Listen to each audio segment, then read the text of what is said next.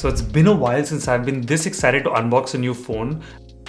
And today I'm opening the gorgeous new Google Pixel 9 Pro Fold in the obsidian black color. And here are the 3 things that you and I should talk about in today's video. First, I want to tell you why I really bought this phone and why I think it's a game changer despite the fact that it's twice as expensive as the flagship Pixel 9 Pro, and even then it has worse specs. Okay, then second, I'm going to rate both the design and the packaging. Now, people call the Pixel the iPhone of the Android world. So let's see by the end of the video if the Pixel Fold can do better than the iPhone's magic 9 on 10 rating for design. And third, let's talk about how I got this phone for almost 30% discount, which is almost 600 pounds or about 50,000 rupees in India. I'm Akshay and let's get into it. Though I always carry 2 phones, I've always used an iPhone as my main phone for many years now. I also have the Apple Watch Ultra and the AirPods and a Mac, and the whole ecosystem works great together. But ever since folding phones were launched, I've always wanted one. I think that the notion of having a normal phone that you can just fold open into a tablet whenever you want is incredible, and it's totally worth paying more for. But there was a problem. Folding phones sucked. Companies released folding phone after folding phone in the last few years, and all of them were simply not that great at being, well, even smartphones. They weren't durable at all. Samsung's early folding phones used to simply break in 2 pieces. The software wasn't that great. The apps weren't designed to take advantage of the bigger screen at all. The cameras were terrible.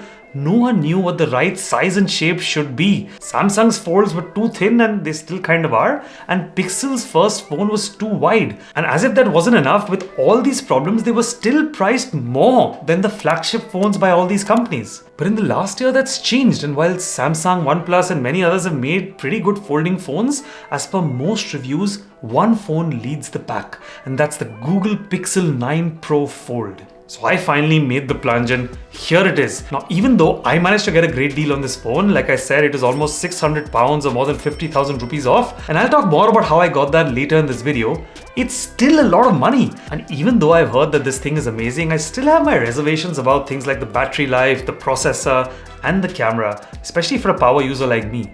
At this kind of price, there isn't that much room for compromise. Now, I'm still not sure if I'm going to love this phone and keep it as a primary or just get disappointed and return it in a few days, but there's only one way to find out. Let's actually open this thing.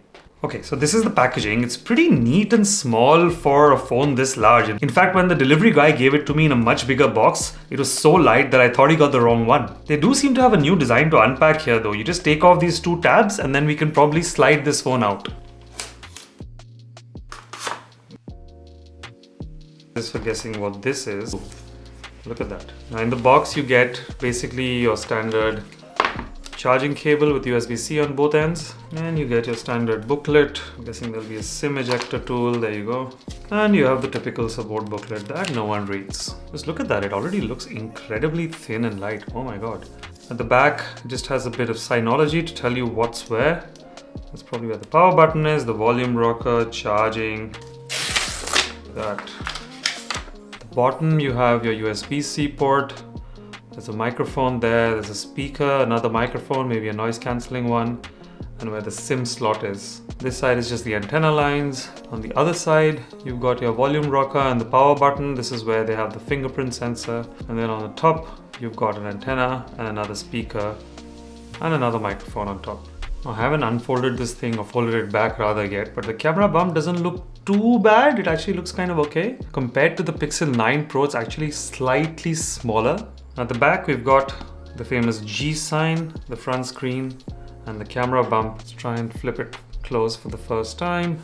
Flip close is actually still really thin. When I hold it next to my iPhone, it's actually not that much thicker. That's insane because we know that this year Google has put a full regular sized phone in the front, which means that all the time that you're using this folded, you don't even need to notice that there's a tablet hidden in it. But whenever you want, you can simply open it up. And before we switch this on, let's also try and see if we can see the crease over here. I can definitely feel it with my finger. Honestly, it's not too bad. Even without the screen on, I actually can't see it that much. If you look at its folding position, it's actually pretty flat. Now if I look at it laid out on the desk, I actually can't rock it too much. Let's go ahead and switch this on.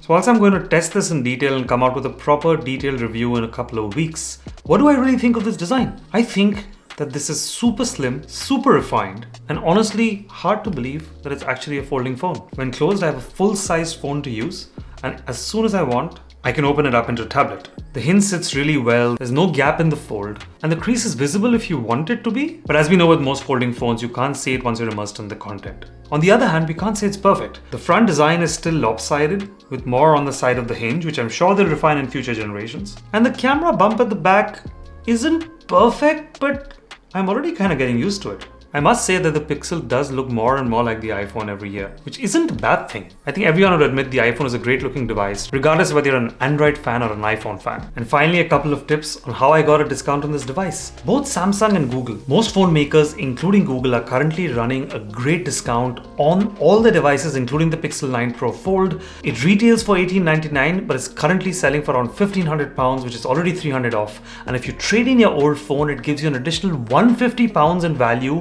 and the value of your old phone. So 150 plus 300 plus another 100 to 150 for your old phone gives you almost £600 off on an £1,800 device, which is close to 30%. It's a great deal.